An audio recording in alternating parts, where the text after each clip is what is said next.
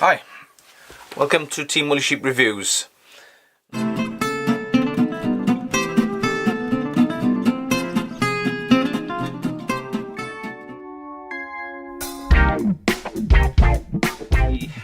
We've checked all the connections are right, we've gone through it, I've now soldered a buzzer on and I've checked the positive and negatives in the correct place. I'm going to start off with the FPV camera. So I've got a camera which is an HS1177, which is quite a generic camera. So what I've got is 4 connections. Now what Joshua has done, he's allowed the 4 connections straight on the top. So what you need to be aware of is the power pair to run the camera, and there's the video signal wire and the OSD control wire. So I'm going to connect the OSD control wire, which is the white wire, to the OSD control pad, and we'll see what that does later on. So basically that's all we need to do, is solder these to the end of that board. So I shall do that now. So looking, this being the front, looking across, we got negative, we got the positive for the camera supply, we got the signal wire, the yellow wire for the camera video, and we got the control wire on the far left, and that's the connections. Nice and simple. And then on the back end I got the VTX. Now the VTX I'm using is this beast. Solder the FPV transmitter ground wire. This is adjacent to the 7.6 pad. Solder the FPV transmitter power wire to the 7.6 pad. This is next to the video pad. So this is putting 7.6 volts onto this VTX. Now the question is, how much power does this VTX take? Right, so I'm going to solder this onto the video pad. So only the yellow wire. Right, so what I've done, I've simply connected the yellow wire, which is the video output from this board, onto the yellow wire of the VTX. However, because the VTX needs 12 volts, I'm going to connect it to this.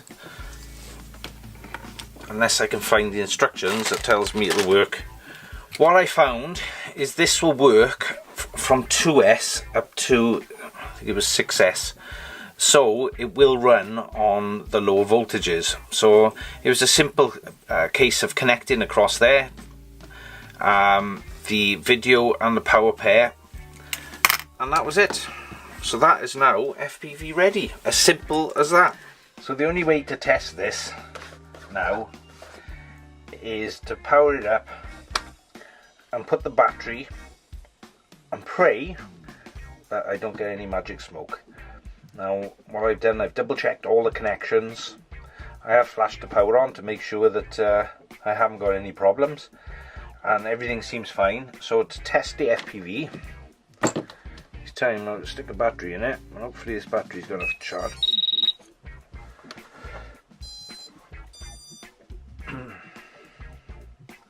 And we have video. So that is basically it. So all we need to do now is box it all up, put it all, make it into a flyable quad, put a battery strap on there, and we can get this bird and test it in the sky. It's a big thumbs up. So far so good. But this board is a very, very good board. Really pleased with this. All programmed up on the computer. If you want to look at that, I will cover that on a video. And then blades on and go and give it a test fly. So it's pretty good. And then when you really want to show off, then you can, and it's all working, then you can start adding things. Let me show you this. On the back, put a little push button. And whoa.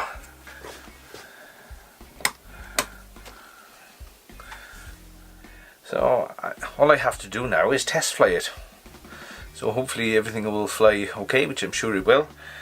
I've got it all on stock settings at the moment, so I'll do a part 2 where I show you how to plug it in and set it up with your Betaflight configurator.